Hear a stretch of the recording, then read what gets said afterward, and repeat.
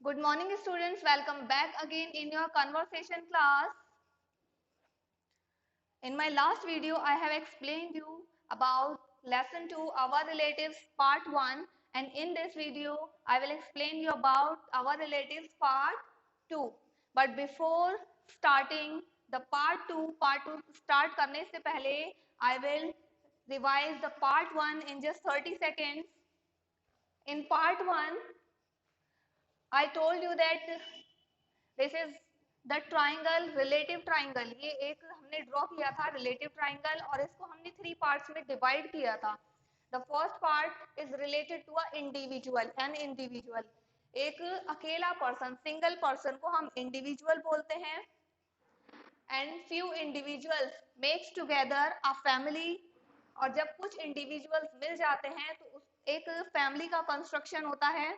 और जब कुछ फैमिलीज मिल जाती हैं तो एक सोसाइटी का कंस्ट्रक्शन होता है.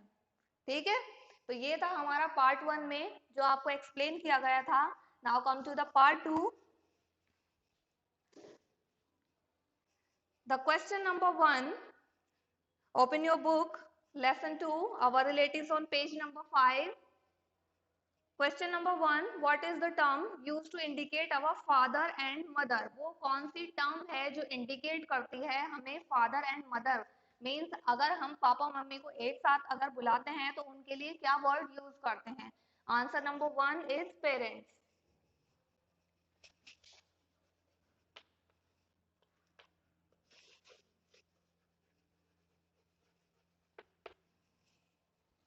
पेरेंट्स हम वर्ड यूज करते हैं अपने माता पिता के लिए जब दोनों को एक साथ बोला जाता है.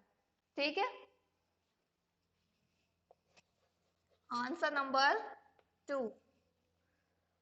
What is the term used to indicate the parents of our parents? Means वो कौन सा टर्म है जो हमारे पेरेंट्स के लिए यूज किया जाता है. मीन्स हमारे मदर फादर के भी मदर फादर, तो उनको हम क्या बोलते हैं, दादा दादी बोलते हैं ना. तो इंग्लिश में ग्रैंड पेरेंट्स.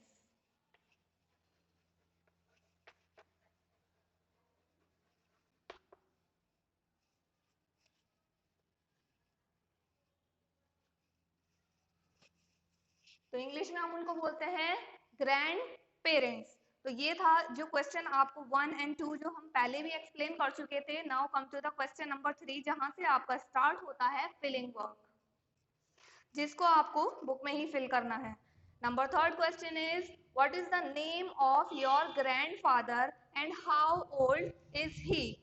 वो कौन सा टर्म है जो आपके what is the name of your, sorry, not term, what is the name of your grandfather. आपके grandfather का नेम क्या है.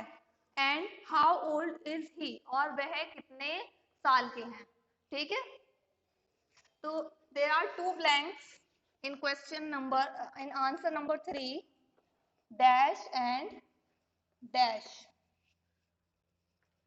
In first blank you will write the name of your dadaji and he is 60 और 70. जितनी भी as है उनकी आपको यहाँ पर एज फिल करनी है अपने दादाजी की. Right, answer number 4, what is the name of your grand mother and how old is she. आपकी ग्रैंड मदर मीन्स आपकी दादी का क्या नेम है and what is the age of grand mother, और ग्रैंड मदर की एज क्या है. Again in this answer there are 2 blanks, dash and dash. And in first blank you will write the name of your dadi ji, and in second blank you will write the age of your dadi ji, 55 और 65. इसके बीच में जितनी भी हो या इससे कम या ज्यादा हो तो आपको वो एज फिल करनी है. 51 हो चाहे 52 हो, यहाँ पर भी 61 हो 62 हो या 69 हो, जो भी एज है वो आपको इधर फिल करनी है. Right, number 5 question, what is the term used to indicate our father's brother. वो कौन सा टर्म है, कौन सा वर्ड है जो इंडिकेट करता है, बताता है हमें आवर फादर्स ब्रदर, हमारे पापा के भाई। अब पापा के भाई को हम क्या बोलते हैं? चाचा बोलते हैं ना, but in English we call them uncle, UNCLE, uncle. ठीक है, तो हम अपने चाचा को, अपने ताऊ को अंकल बुलाते हैं इंग्लिश में। Now turn the page, come to the answer number 6।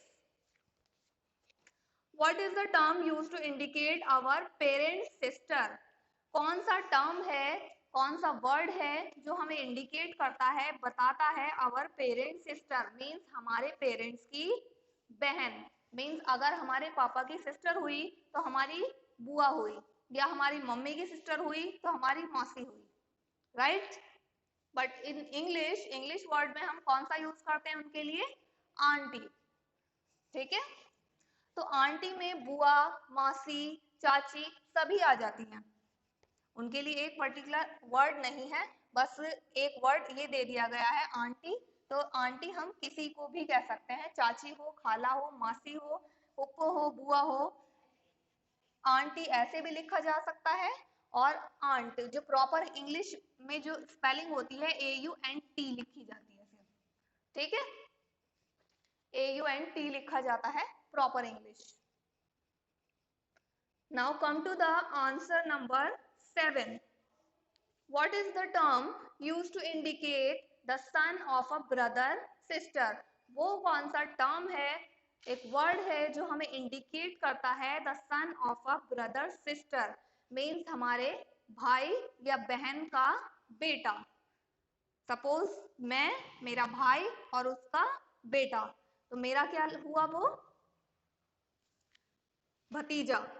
ठीक है, हिंदी में हम उसको भतीजा बुलाते हैं, बट इंग्लिश में हम लिखेंगे नेफ्यू, NEPHEW। PH की जो साउंड होती है बच्चों, वो F की साउंड निकलती है। अभी अगर हमने ये लिखा हुआ है यहाँ पर NEPHEW, तो इसको हम नेफ्यू पढ़ेंगे।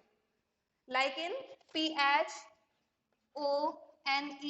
तो हम इसको फोन पढ़ते हैं, फोन की साउंड F से निकली, तो PH मिलकर हमारा F बनता है। ठीक है, तो don't be confused in this.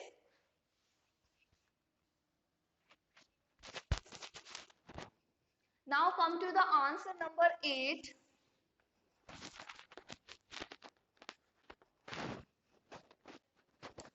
What is the term used to indicate the daughter of a brother sister? कौन सा टर्म, कौन सा वर्ड है जो हमें इंडिकेट करता है डॉटर ऑफ अ ब्रदर और सिस्टर, मीन्स मेरे भाई, sorry, daughter of a brother और सिस्टर। यस, मेरे भाई या बहन की बेटी। अभी यहाँ पर बात हो रही थी मेरे भाई या बहन का बेटा, और अभी इसमें बात हो रही है मेरे भाई या बहन की बेटी। तो बेटी को क्या बोलते हैं? भतीजी। इंग्लिश में बोलेंगे नीज, NIECE, नीज। नीज मीन्स होती है भतीजी, right. Come to the next question. What is the term used to indicate the children of your uncle, aunt?